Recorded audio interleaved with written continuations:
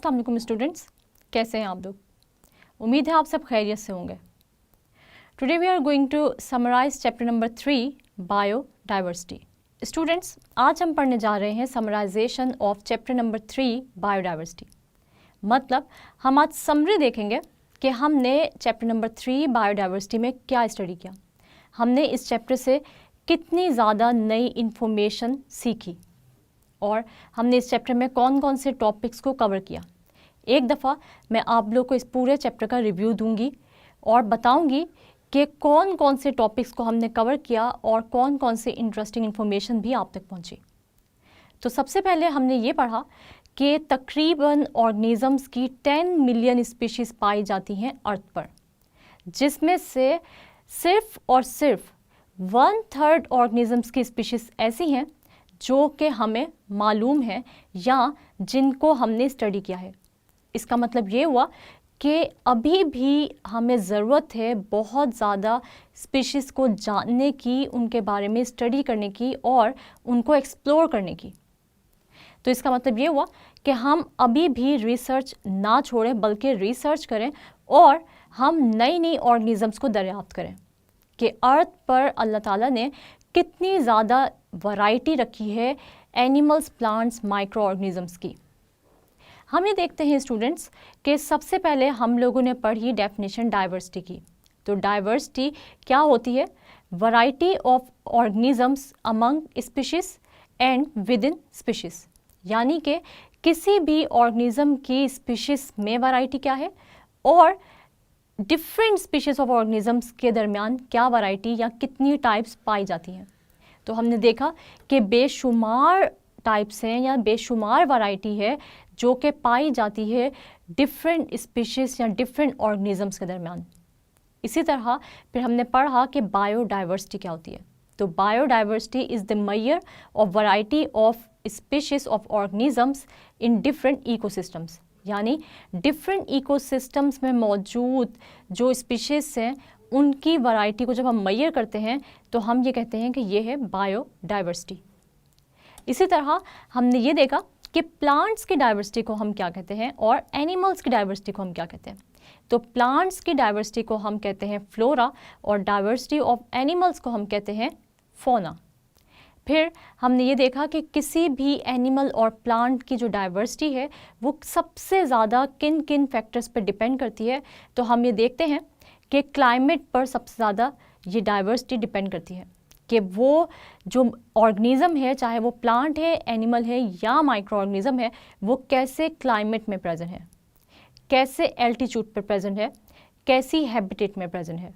और फिर हम ये देखते हैं कि जैसी हैबिटेट में वो ऑर्गेनिज़म प्रेजेंट होगा वैसी ही कैरेक्टरिस्टिक्स उस एनिमल, प्लांट या माइक्रो ऑर्गेनिज़म में पाई जाएंगी। जैसे कि अगर हम एग्जांपल लें कि कोई प्लांट या कोई एनिमल जो कि डेजर्ट में पाया जाता है, तो वहाँ पर रहने वाले एनिमल्स और प्लांट्स को इतना ज़्यादा अपनी ग्रोथ के लिए या फिर अपनी लाइफ एक्टिविटीज़ को चलाने के लिए पानी नहीं चाहिए होगा, इसीलिए वो डेजर्ट में रहने के काबिल होगा या वो ज़िंदा होगा। इसी तरह वो प्लांट्स या वो एनिमल्स जो कि पानी में ही ज़िंदा रह सकते हैं वो ओशंस में या फिर ऐसे वाटर रिसोर्सेज में पाए जाएंगे जैसे कि पॉन्ड्स, रिवर्स, लेक्स वगैरह में। जैसे कि हम देखते हैं कि जिन प्लांट्स को जैसे कि वाटर लिली है उसे अपनी ग्रोथ के लिए पानी एक्सेस में चाहिए, तो वो हमें पानी में ही मौजूद मिलेगा। इसके अलावा स्टूडेंट्स हम लोगों ने पढ़ा कि बायोडाइवर्सिटी की इम्पोर्टेंस क्या होती है। हमने पढ़ा कि बायोडाइवर्सिटी ना सिर्फ हमें फूड सप्लाई करती है बल्कि ये हमें डिफरेंट मेडिसिन्स भी प्रोवाइड करती है, डिफरेंट केमिकल्स, डिफरेंट डाइट्स वगैरह भी प्रोवाइड करती है। इसी तरह अगर हम ये कहें कि किसी भी इकोसिस्टम की स्टेबिलिटी के लिए बायोडाइवर्सिटी कितनी इम्पॉर्टेंट है तो ये गलत नहीं होगा, क्योंकि अगर किसी भी इकोसिस्टम में मौजूद डिफरेंट वैराइटीज़ ऑफ प्लांट्स या एनिमल्स की पॉपुलेशन में ज़्यादती हो जाए या कमी वाक़या हो जाए तो उस इकोसिस्टम की स्टेबिलिटी मेंटेन नहीं रह सकती और इसी तरह उस इकोसिस्टम या उस एनवायरनमेंट की जो केमिकल कॉम्पोजिशन है वो भी मेंटेन नहीं रह सकती। इसका मतलब ये हुआ कि हमारे लिए बायोडाइवर्सिटी इंतहाई इम्पॉर्टेंट है। फिर स्टूडेंट्स हमने क्लासिफिकेशन का कॉन्सेप्ट लिया, और क्लासिफिकेशन में हमने ये पढ़ा कि हम किसी भी ऑब्जेक्ट की अगर बात करें तो हम उसकी डिफरेंट प्रॉपर्टीज़ को देखकर या उसकी मॉर्फोलॉजी को देखकर या उसकी शेप या एनाटॉमी को देखकर ये अंदाज़ा लगा सकते हैं कि वो ऑब्जेक्ट हम किस ग्रुप या सब ग्रुप में प्लेस करेंगे। इसी तरह हम ऑर्गेनिज़म्स की अगर बात करें तो ऑर्गेनिज़म की क्लासिफिकेशन भी उनकी सिमिलैरिटीज़ और उनके डिफरेंसेस की बेस पर होती है, और इसी को हम कहते हैं क्लासिफिकेशन। क्लासिफिकेशन में हमने उसके एम्स भी डिस्कस किए। एम्स डिस्कस हमने जब किए तो हमने पहले 2 डेफिनेशंस पढ़ी जो कि थी टेक्सोनॉमी और सिस्टमैटिक्स की।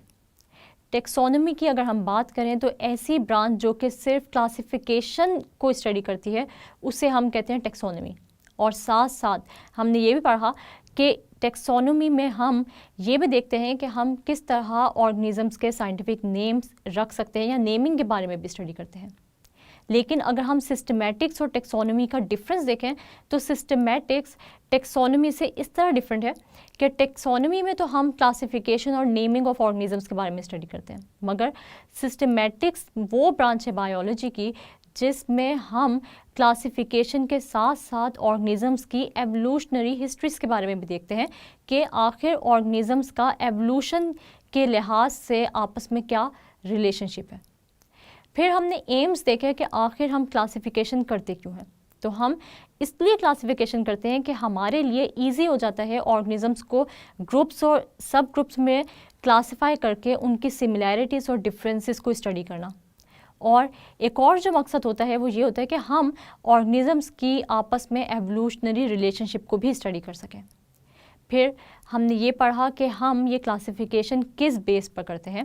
तो हम क्लासिफिकेशन करते हैं किसी भी ऑर्गेनिज्म की सिमिलैरिटीज़ और डिससिमिलैरिटीज़ की बेस पर, उनकी सेलुलर ऑर्गेनाइजेशन की बेस पर, उनके मोड ऑफ न्यूट्रिशन की बेस पर। लेकिन हम ये क्लासिफिकेशन उनकी जेनेटिक्स की बेस पर भी अब करते हैं मॉडर्न एरा में। उसके बाद हमने टेक्सोनॉमिक हायरार्की को स्टडी किया। तो सबसे पहले हमने स्टडी किया टेक्सा होता क्या है। तो टेक्सा ऐसे ग्रुप्स को हम कहते हैं जो कि ऑर्गेनिजम्स को अपने अंदर प्लेस करती है, या वो ग्रुप्स जिनमें हम ऑर्गेनिजम्स को क्लासिफाई करते हैं उनको हम कहते हैं टेक्सा, और सिंगल को हम कहते हैं टेक्सोन। और टेक्सोनॉमिक हायरार्की क्या होती है? The taxa form a ladder which is called taxonomic hierarchy.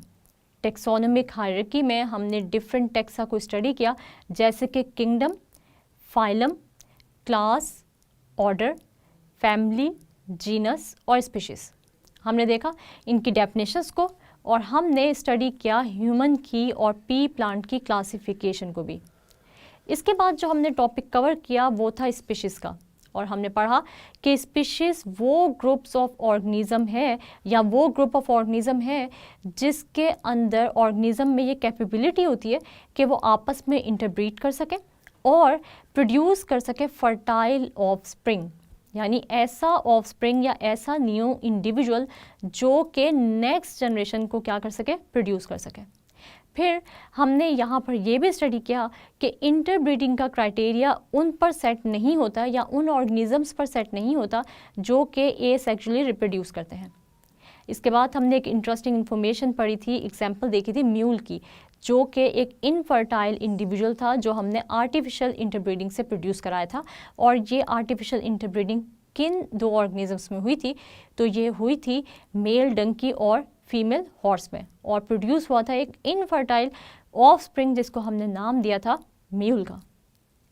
इसके बाद स्टूडेंट्स हम लोगों ने डिस्कस किए थे कुछ साइंटिस्ट और उनकी कॉन्ट्रीब्यूशंस जो कि आपको एक टेबल में गिवन थी, और हमने पढ़ा था कैरोलस लीनियस के बारे में, जॉन रे के बारे में, एंड्रिया कैसलपिनो के बारे में, टॉनफोर्ट के बारे में, इसके अलावा एरिस्टोटल के बारे में। इन डिफरेंट साइंटिस्ट की कॉन्ट्रीब्यूशंस हमने स्टडी की कि इन्होंने किस किस तरह क्लासिफिकेशन में अपना अपना रोल प्ले किया। फिर हमने जो टॉपिक कवर किया वो था 2 किंगडम क्लासिफिकेशन सिस्टम, जिसमें हमने पढ़ा था कि हमने ऑटोट्रॉफ और हेटरोट्रॉफ होने की बेस पर ऑर्गेनिजम्स को डिवाइड किया था 2 किंगडम्स में, किंगडम प्लांटी और किंगडम एनिमेलिया में। हमने ये पढ़ा कि किंगडम प्लांटी में हमने वो ऑर्गेनिजम्स रखे जो कि ऑटोट्रॉफ थे, यानी ऐसे ऑर्गेनिजम्स जो कि अपना फूड खुद प्रिपेयर कर सकते थे। लेकिन किंगडम एनिमेलिया में ऐसे ऑर्गेनिजम्स रखे गए जो कि अपना फूड खुद प्रिपेयर नहीं कर सकते थे और वो थे हेटेरोट्रॉप्स। लेकिन हुआ ये कि 2 किंगडम क्लासिफिकेशन सिस्टम एक्सेप्ट नहीं हुआ बल्कि रिजेक्ट हो गया, क्योंकि उसमें हमने कुछ पढ़े थे ड्रॉबैक्स। एक तो ये था कि इस किंगडम में यूकैरियोट्स और प्रोकैरियोट्स के बारे में कोई भी डिस्टिंक्शन मौजूद नहीं थी। इसके अलावा इस किंगडम में एक और जो गलती पाई गई वो ये थी कि ऐसे ऑर्गेनिज्म जिनके अंदर प्लांट जैसी और एनिमल जैसी दोनों की तरह की खसूसियात पाई जाती थी, उनको भी अच्छे तरीके से क्लासिफाई नहीं किया गया था या उनके लिए कोई अलग किंगडम मौजूद नहीं था। जिस तरह यूग्लिना के बारे में हमने स्टडी किया।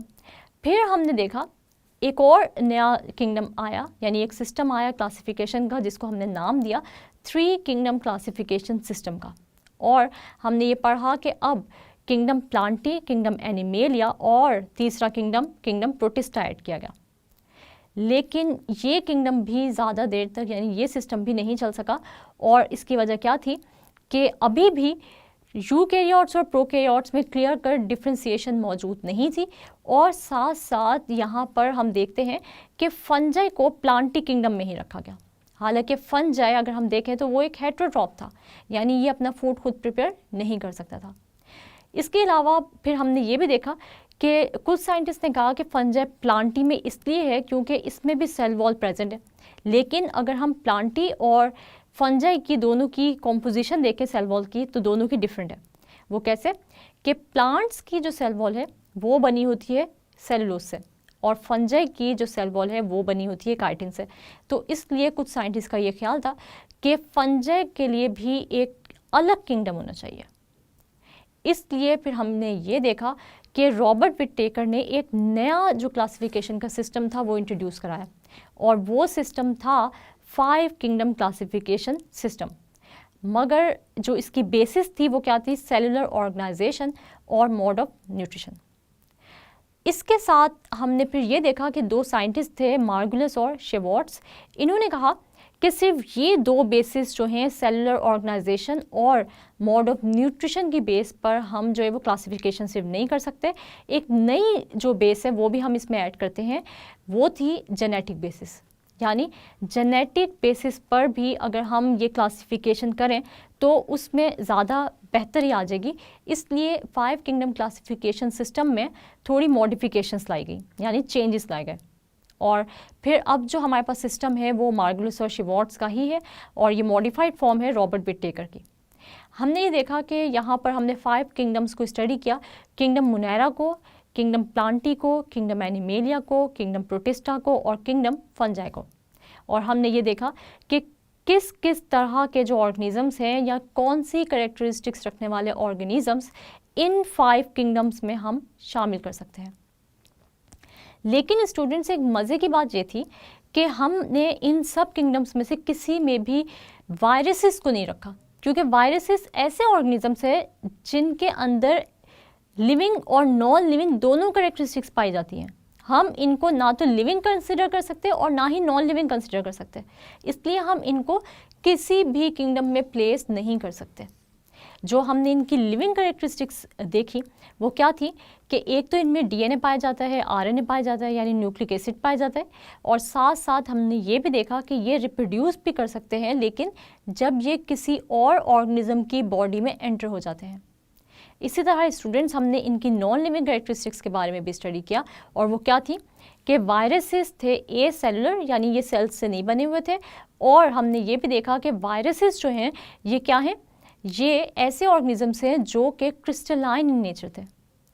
फिर हमने 2 ए सेलुलर पार्टिकल्स के बारे में और स्टडी किया, वो था प्रायोन्स और वायरियोट्स। प्रायोन्स जो थे वो प्रोटीन से बने हुए थे, और जो वायरियोट्स थे वो बने हुए थे सर्कुलर आरएनए से। और हमने ये स्टडी किया कि ये भी किसी सेल से नहीं बने हुए, ये ए सेलुलर पार्टिकल से, मगर ये बहुत सारी इन्फेक्शियस डिजीज़ कॉज कर सकते हैं। इसके बाद जिस टॉपिक पे हम आ गए वो था बहुत ही इंटरेस्टिंग, और उसने कर दी थी बहुत सारे साइंटिस्ट की मुश्किल को आसान, और वो था बाइनोमियल नोमेनक्लेचर। बाइनोमियल नोमेनक्लेचर ऐसा सिस्टम था जो कि कैरोलस लीनियस ने इंट्रोड्यूस कराया था, और ये सिस्टम था किसी भी ऑर्गेनिज्म को साइंटिफिक नेम देने का। और हमने ये देखा कि हम किसी भी ऑर्गेनिज्म को जब साइंटिफिक नेम देते हैं तो हम उसके दो पार्ट्स रखते हैं। पहला पार्ट जीनस रिप्रेजेंट करता है और दूसरा जो हमें दिखाता है वो होती है स्पीशीज़। यानी स्पीशीज़ और जीनस, यानी जीनस और स्पीशीज़ का नाम हमें नज़र आता है किसी भी साइंटिफिक नेम में। फिर हमने इसके रूल्स स्टडी किए कि हम किन रूल्स पर इन ऑर्गेनिजम्स के साइंटिफिक नेम्स रख सकते हैं। तो हमने ये पढ़ा कि हमने जब भी किसी भी ऑर्गेनिज्म का साइंटिफिक नेम लिखना है तो वो हैंड रिटन अगर होगा तो हम उसको अंडरलाइन करेंगे, और अगर हम कंप्यूटर में टाइप कर रहे हैं तो फिर हम उसको इटैलिसाइज कर देंगे। फिर जब भी हम किसी भी ऑर्गेनिज्म का, चाहे वो प्लांट हो, एनिमल हो या माइक्रो ऑर्गेनिज्म हो, जब भी हम उसका साइंटिफिक नेम लिखेंगे तो हम क्या करेंगे कि जो उसका पहला पार्ट होगा यानी जीनस का नाम जो होगा वो हमेशा अल्फ़ाबेट जो होगा उसका वो कैपिटलाइज होगा, और जो दूसरा पार्ट होगा वो होगा उसका स्पीशीज़ नेम, और उसकी स्पीशीज़ का नाम का जो पहला अल्फ़ाबेट होगा वो हमेशा स्मॉल होगा। और इसके अलावा फिर हमने ये पढ़ा कि अगर हम किसी भी सेम जीनस की डिफरेंट स्पीशीज़ की लिस्ट बना रहे हैं तो हम जीनस को बजाय फुल फॉर्म में बार बार लिखने के हम क्या करेंगे, हम ये करेंगे कि हम जीनस की इनिशियल की एब्रिविएशन लिख देंगे। यानी उसका जो नाम होगा उसको किस तरह एब्रिविएट करेंगे, हम ये करेंगे कि हम सिर्फ उसका इनिशियल लिखेंगे, साथ डॉट लगाएंगे और स्पीशीज़ का नाम लिख देंगे। इसके बाद हमने ये देखा कि आखिर बाइनोमियल नोमेनक्लेचर इतना इम्पॉर्टेंट क्यों है।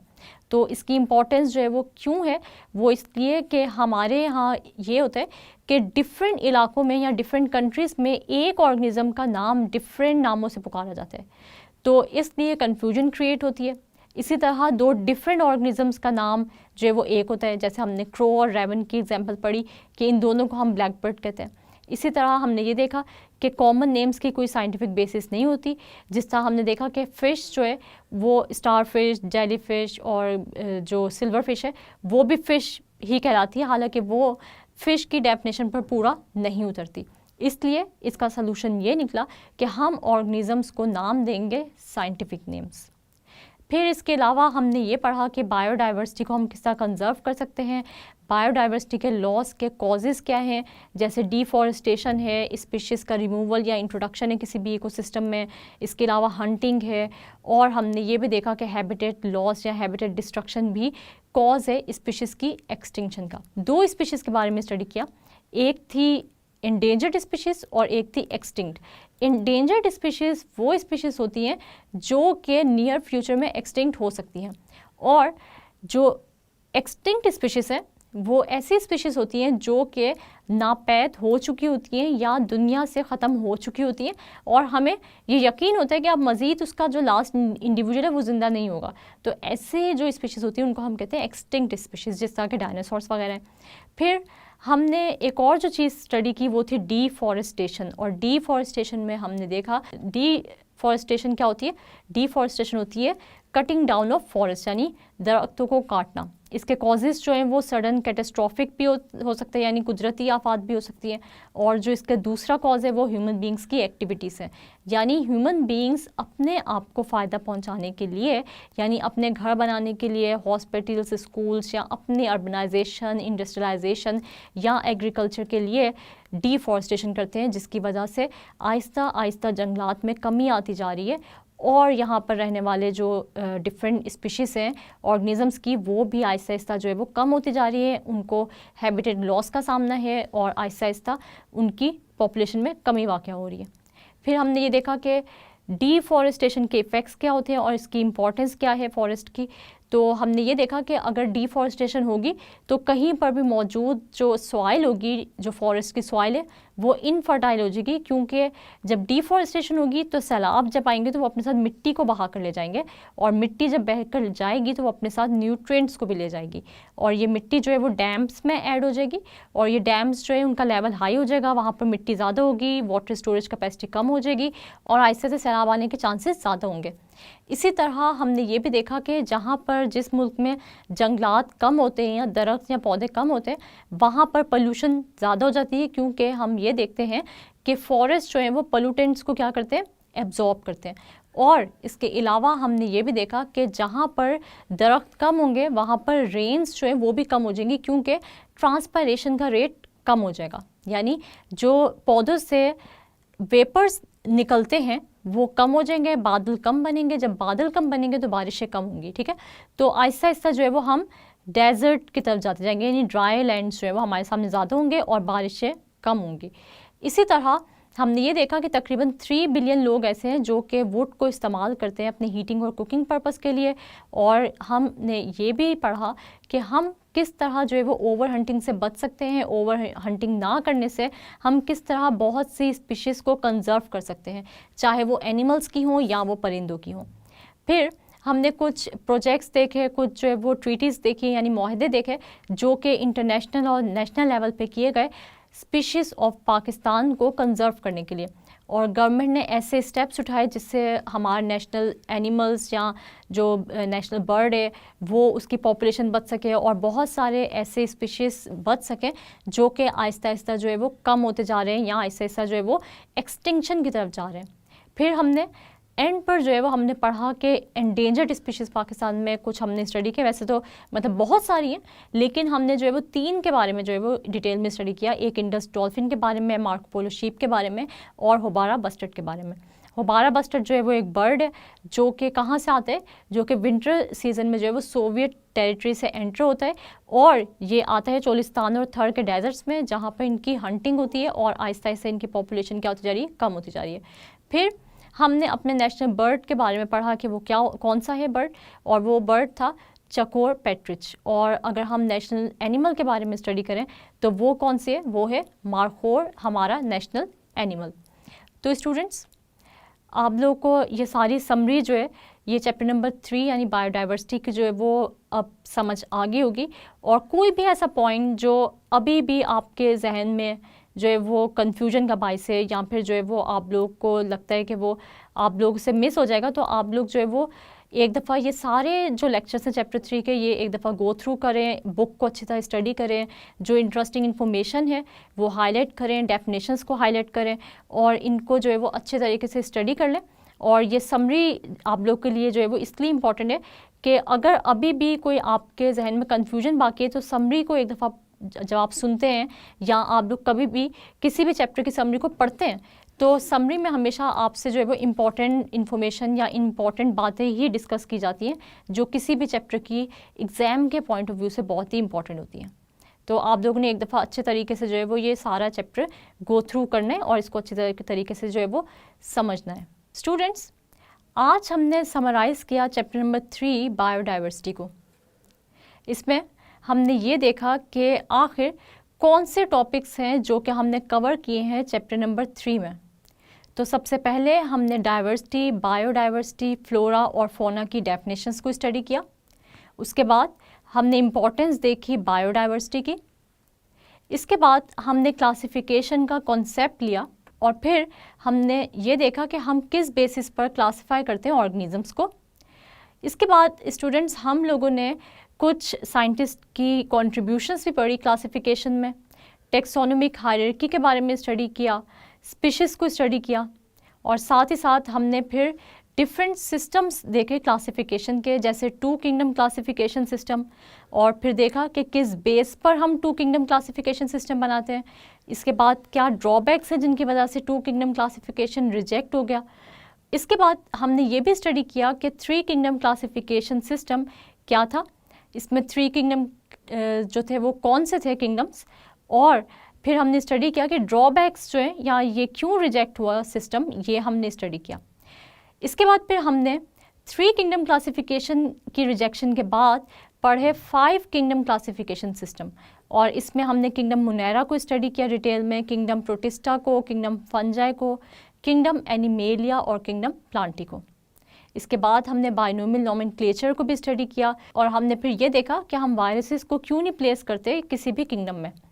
इसके अलावा बाइनोमियल नोमेनक्लेचर सिस्टम क्या है, हम किसी भी ऑर्गेनिज्म को साइंटिफिक नेम दे सकते हैं इस सिस्टम से, इसके रूल्स हमने पढ़े और फिर हमने इसके सिग्निफिकेंस देखे कि क्यों ये इम्पॉर्टेंट है, और हमने कुछ ऑर्गेनिजम्स को भी देखा जो कि साइंटिफिक नेम्स हमने इनके स्टडी किए थे। फिर बायोडाइवर्सिटी को हम किस तरह कंजर्व कर सकते हैं और क्या कॉजेज़ हैं बायोडाइवर्सिटी के, डिफॉरेस्टेशन क्या होती है, क्यों दरख्त जो है वो हम काटते हैं या क्यों डिफॉरेस्टेशन जो है वो अक्सर हो जाती है कुदरती आफात के थ्रू या फिर ह्यूमन एक्टिविटीज़ की वजह से, और इसके अलावा दरख्तों के जो कटाई है उनका इफ़ेक्ट क्या होता है हमारे एनवायरनमेंट पे और हमारे ऊपर, और साथ ही साथ हमने ये देखा कि हमारे लिए फॉरेस्ट का होना क्यों ज़रूरी है।